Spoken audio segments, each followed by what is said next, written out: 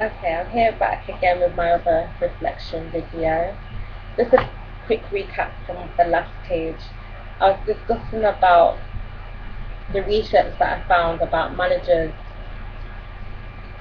What are they currently doing in making decision-making processes?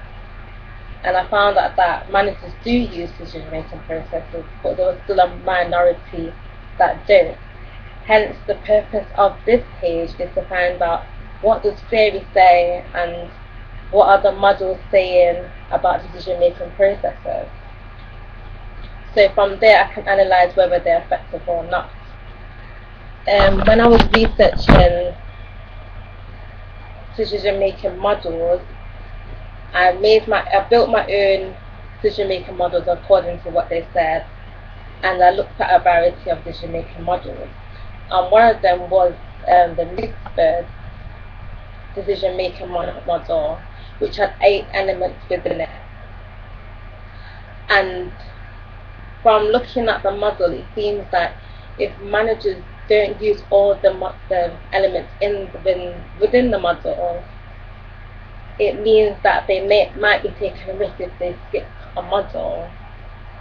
And this is because this decision-making model by Mixed suggests or assumes that decision-making has to be done in a very logic way. And by doing it in a logic way, it means that you're taking away any risk. Another model that I looked at was by Arkoff and Anomaly in 1972. And this again, decision-making model, seems very structured and done in a very logical and method way. And it seems that the model has to be done in a particular way in order to get the final decision. The models are effective because they do outline decision making, so it gives you a good clear structure of what comes next and what you should do next. And it allows decision makers to compare and select the most preferable outcome for them. But I found out from most decision making models that they focus on short-term decision making, so it assumes that a decision process can only be done in a short time, and that it results in a quick decision. But you still have to remember that because of what I found out before, because decision making has to be done quick due to society moving quick, it seems that that's why managers rely on decision-making processes, because it seems like a quick way. It seems that the model told them what steps to take. But the models don't seem to take account of if the situation is in a complex situation, and it doesn't take into account pressures such as if other people have their input in the decision-making process, and it doesn't take into account, for example, group dynamics. If a group is making a decision, what can occur from this?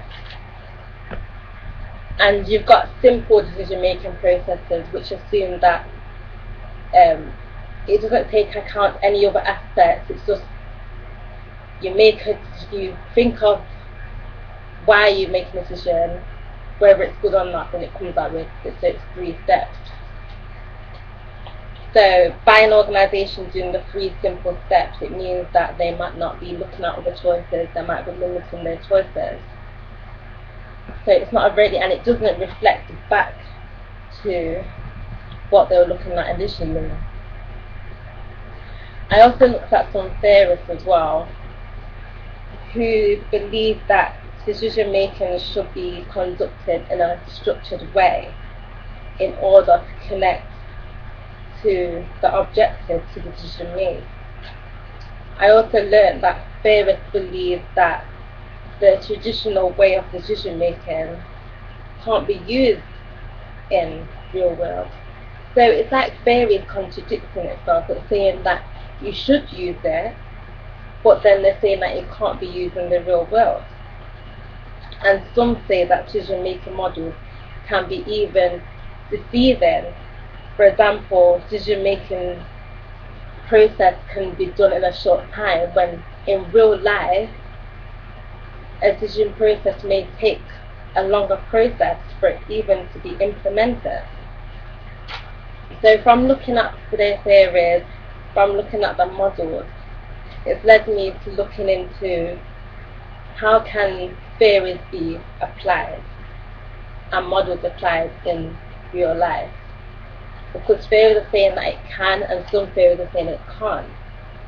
And from looking at the models, it seems like it can only be effective in simple decision making and not in complex situations.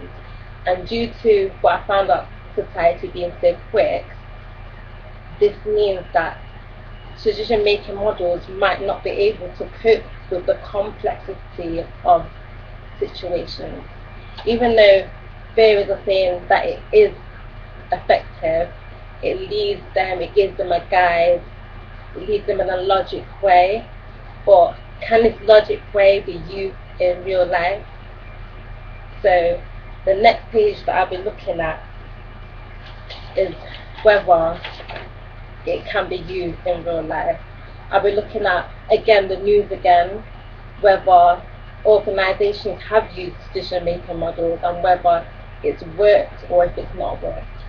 Whether what the theories are saying, that if you logically and structure your process and your decision making process, will it help your organization, will it help make better decisions? So thank you for listening to this, my third reflection this year, and you'll be hearing me from the next page. Thank you.